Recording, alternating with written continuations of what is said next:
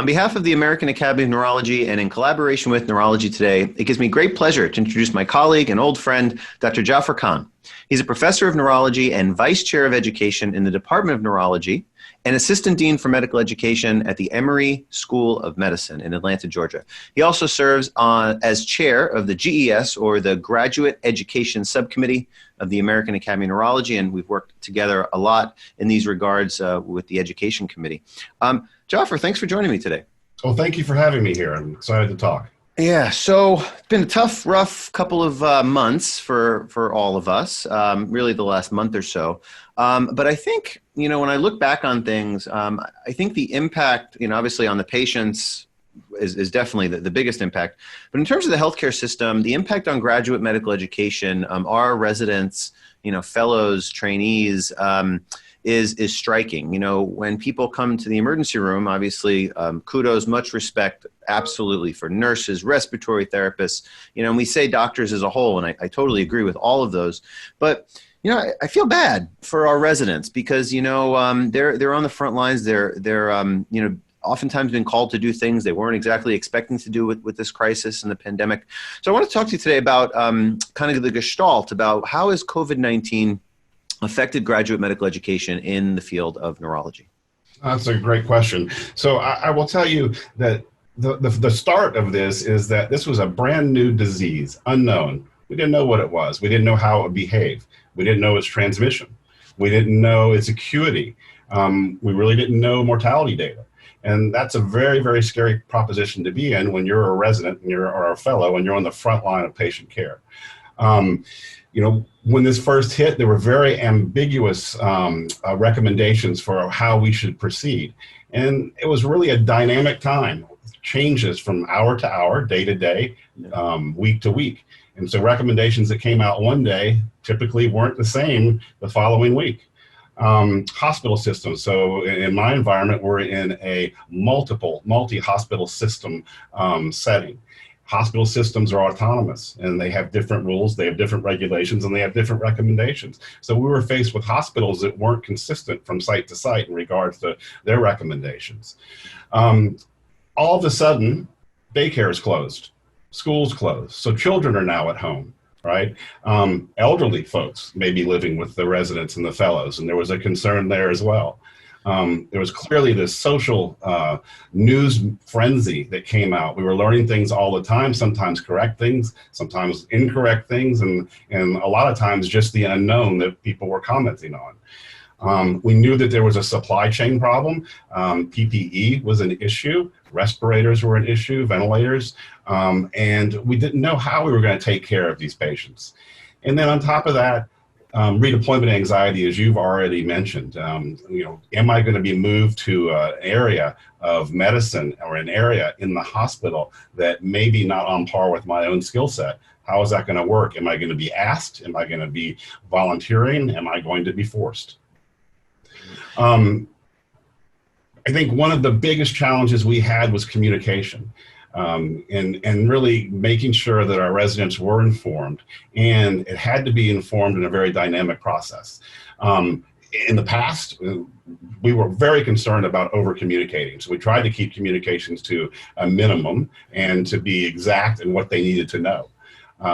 Here, we tended to over-communicate, and I think initially over-communication was actually very wanted and very desired, especially given the dynamic changes that were occurring from moment to moment, essentially. Our residents were extremely ready and eager to help and wanted to help. And oftentimes they didn't know exactly how to help or what to do. And then there was always that kind of ambiguity of, can I do what I need to do to help the patients that need to be helped? And so that created a lot of anxiety. Mm. Yeah. Our residents, just like yours, just jumped into action. Said, I'll do anything, whatever. And our faculty did the same. We have every single redeployment order that went out. You can call it an order, you can call it a request. Everyone agreed. I'm an Alzheimer's doctor. We have an outpatient clinic. I had a team meeting, as this was about to unfold early March, actually. Every single person said, whatever, put me in coach, I'll do whatever. And our residents did the exact same thing. And our residents were put into some tough situations. I had faith in them 100%. I'm for the last couple of months, I'm not a Alzheimer's doctor. I'm a COVID doctor and, Alzheimer's doctor on the side, and I think that's okay because, we don't want to sell ourselves short. We've had a lot of training. But the stress on residents, it's just a unique position. They're not making as much money, right? They have student loans to pay. They may have small kids at home, right? Just like you said earlier, they may have a grandparent or a parent, at home or helping around, and they don't want to get them sick. Coming home, with the disease on their shoes, or dropping their clothes and running into the shower. These are really tough things. When you're already stressed out, working tons of hours, definitely unique challenges. How do you think the differences between the effect on GME, graduate medical education residents and fellows, and UME and the medical students? Because we have graduating medical students now, 4th years, that are going to be residents any day now. Wow, what do we do about credentialing? Wow, how do we get them on board? What do we do about visas? What about visas for international medical graduates that usually are not a problem? Well, A, who's going to process them, and B, wasn't there rumors of delays? So how do you parse out these unique challenges? Yeah, so UME actually in the beginning was almost 180 degrees different from what we were facing in GME. So immediately medical students were taken out of their clinical environment completely. And then ultimately even out of the classroom because of the requirement for social distancing. They were essentially perceived to be sidelined, right? Marginalized. They wanted to be in the action. They wanted to be in the moment. That's why they were training to be doctors and wanted to be part of the solution to the problem that we were all facing. And that fact that they were no longer part of the healthcare team was a major issue. I'll tell you that our seniors, like yours, they were close to the end of their year. So fortunately, most had finished their requirements, but we did have a few who still needed required clerkship, required clinical time.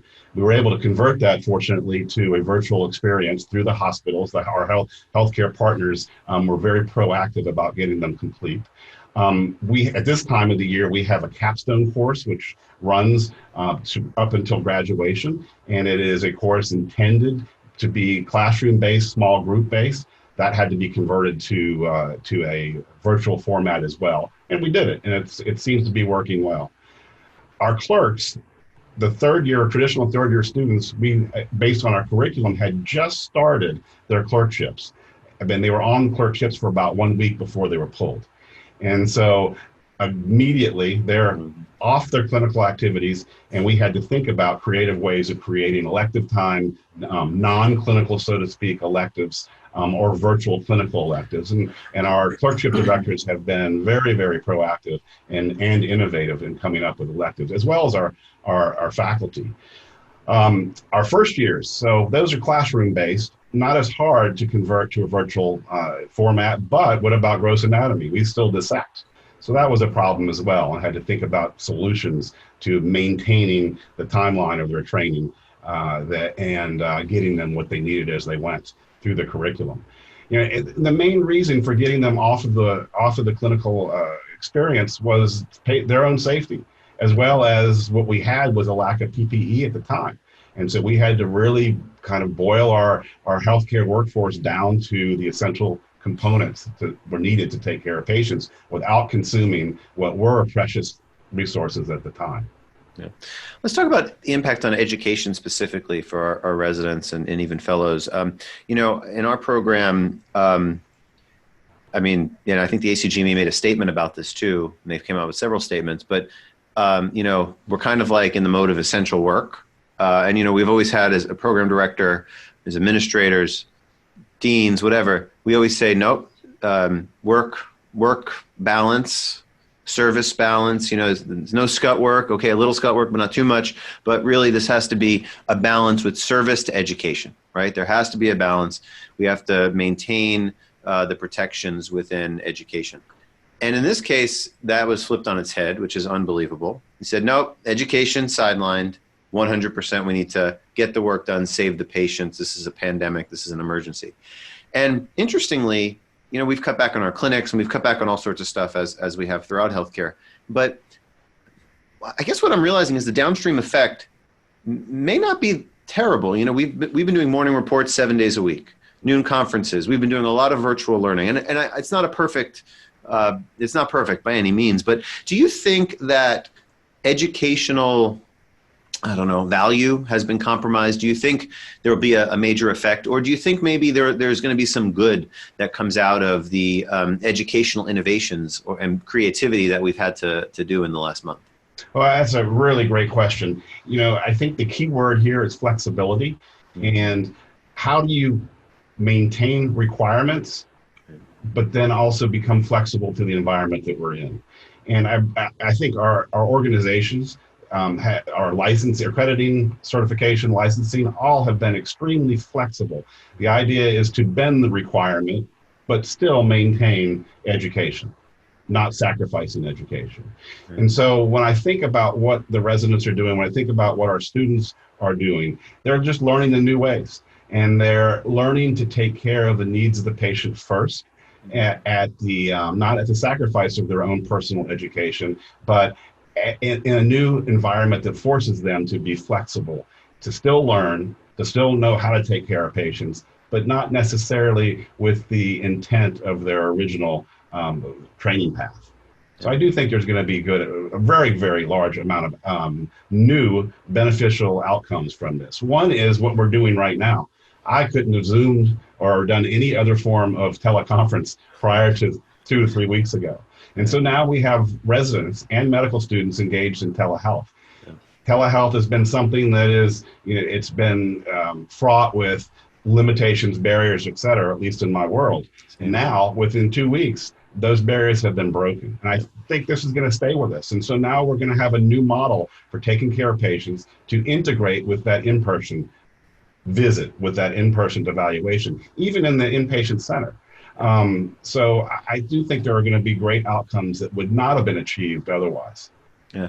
And I mean, I'm learning a ton about telemedicine. I had never really done it before. I was a phone call guy. I like jumping on the phone with my patients, and, you know, there's emails and stuff, but I was a phone call guy. And now, you know, now maybe we can bill for phone encounters. We can, you know, this morning, a patient of mine is in a clinical trial for Alzheimer's disease and had some swelling in the brain, potentially from the drug. So, you know what? Normally I'd call. We just jumped on a Zoom. We did it through Zoom, which is now allowed. That's amazing. Like, we couldn't get Epic, the medical record video, to work. We jumped on Zoom. We had a great conference. The son jumped on, which was like awesome. We had a 4-way conversation with the whole family, and it was so worthwhile. And then I got to bill for it instead of giving away time for free. So it was better care.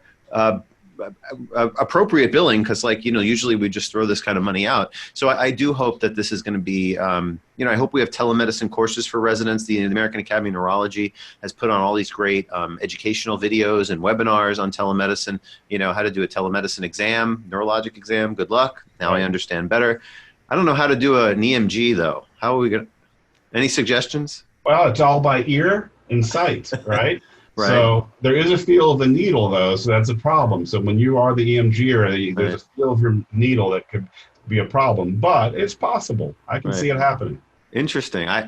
You know, I mean, we're trying to do cognitive testing now through computer-based remote cognitive testing, like controlling the person's computer. So who knows, you know, silver lining, sure, but, you know, hopefully it'll help advance medicine. One other thing I wanted to talk about, because this has come up, so, you know, I was a program director for 12 years, trained over 100, 120 residents at least, and I've been contacted by 2 of my past graduates that are now having trouble with jobs, getting a job. And you take a step back and you say, you know, why did I want to be a doctor? A, I wanted to help people. B, I just thought it was the right thing to do. That was like doing good, all that kind of thing. And then 3, it's job security. I mean, you know, in the past, maybe doctors had money or were wealthy. I don't know. With my student loans and that of my family's student loans, like, forget that.